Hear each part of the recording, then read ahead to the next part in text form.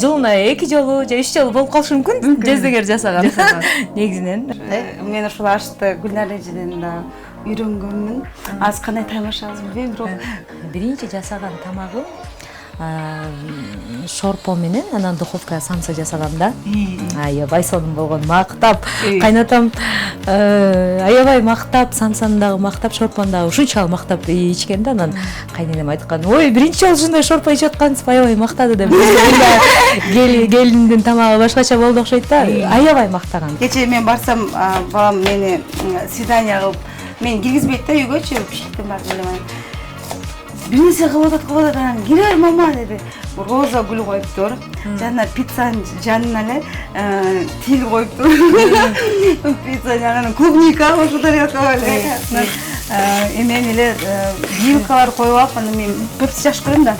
Пепсиге стакан менен коюп, мен свидание кылып чакырдым. Ой, молодец. Анан мен сүйүнгөнүмдү көрүп, өзү да сүйүнүп, аны чоң бала окшоп. Апаңыздын кайсыл тамагындай тамшам жейсиз? Апа, ушул тамагыңыз жасагыңызчы? Шорпо.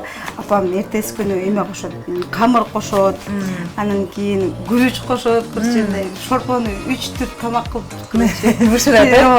Анан Сакалга өзүм үйрөтөм, өзүм жарышкан аябай юдонуп атат. Акырын эле эметип коет окшойт.